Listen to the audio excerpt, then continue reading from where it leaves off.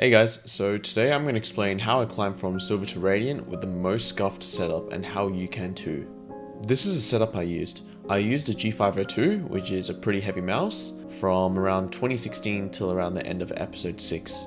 I ended up getting pretty annoyed at the cable, so I just bought the G502 wireless, which is pretty much the same mouse. I also used this world map mousepad, which is about $10 from eBay. In terms of gameplay, I used only the Guardian and I did no aim training whatsoever. So what can we take away from this? You don't need to follow the trend and buy a fancy mouse or a fancy mousepad. However, I do think having a mousepad, no matter how cheap it is, does help with consistent mouse movement. Secondly, aim training. So this is a very debatable topic. I won't say I'm a good aimer, and this is just my opinion. I don't think aim training is useful for 99% of players out there. I think aim training is only useful for two types of people. Number one, people who have never played an FPS before and don't know how to use a mouse.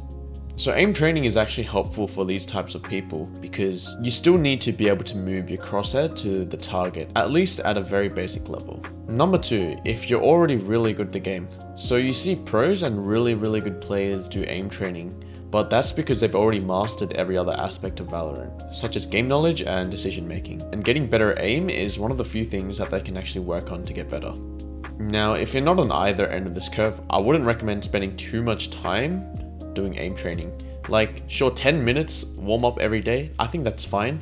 But if you're spending hours and hours just aim training to get better at Valorant, it's not a very good use of your time if you actually want to get better at the game. There are so many more aspects to Valorant other than aim, and it's important that you work on those instead of just grinding aim for no reason. There are so many more mechanics to Valorant than aim, and unless you're already at the top, like a pro or a high Radiant, you should be focusing on improving your weaknesses instead. So how do you fix your weaknesses? There is no magic bullet that will fix your weaknesses, which is why I'm not going to give you guys a generic in-game tip, because everyone has different weaknesses and different strengths, which means everyone should be working on different things. Now, there are several ways you can go about this. Number one, hire a coach. There are bad, good, free, and expensive coaches out there. What's important is that you find a coach that can give you usable advice that helps you fix your weaknesses. For example, if a coach just tells you to adapt and have better crosshair placement, that's not very helpful, because they haven't really given you a way that you can address these issues. Number two, do VOD reviews. VOD reviewing involves recording your gameplay and watching it back afterwards to identify any issues. I understand that sometimes it can be quite difficult to identify mistakes, so you can always do VOD reviewing with a coach, a friend, or a player that has a significantly better understanding of the game than you do. However, it's important to recognize that players who are slightly higher elo than you might not correctly identify your problem or give you the optimal solution. So it's important to understand why the play is correct or incorrect. Number three, play with a higher elo duo. This can be difficult because you won't often find players who are significantly better than you who are willing to duo with you frequently. However, if you do manage to find this kind of duo, you'll play in higher elo lobbies and you'll be getting punished for mistakes that you might not be punished for in your own lobbies. You can also observe better players, better habits, and ask questions. This is something I did. I ended up playing with Doctor, who was a high Radiant in my region, and he would yell at me every time I did something wrong. So every time he yelled at me, I remembered and I never made that mistake again. So those are the main things that you can do to work on your weaknesses.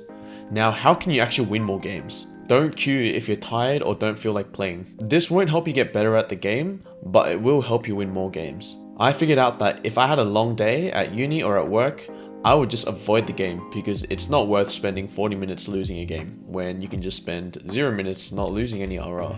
Secondly, stop blaming your teammates as the reason to why you can't rank up. Yes, sometimes you'll get throwers, trolls, and just bad teammates that will cost you rounds and cost you games, but they are not the reason why you're in your rank. Because over a large number of games, half the time they will be on the enemy team and you'll get a free win. You just remember bad teammates more because the way our mind works is that we remember bad memories a lot more than good memories. So how do you fix this? That's the neat part, you don't. What I recommend is try find a way that you can avoid being tilted by bad teammates or trolls, because getting tilted doesn't fix anything and it might ruin the rest of your play session. When this happens to me, I just focus on myself and shooting back, because worrying about what the troll or thrower or bad teammate is doing is not really within your control. The only thing that's in your control is what you're doing. In terms of winning duels, I'm not going to talk too much about the mechanics, but you should be focusing a lot more on crosshair placement and pre-aim to the point where when you peek the enemy, you shouldn't need to move your mouse at all. However, this doesn't mean you just post up on every single angle. What I just said is relevant for taking only the necessary fights. Anyway, I don't want to go too much into specifics because everyone has different weaknesses and strengths. But over the next month, I'll be trying to do more VOD reviews on my Twitch.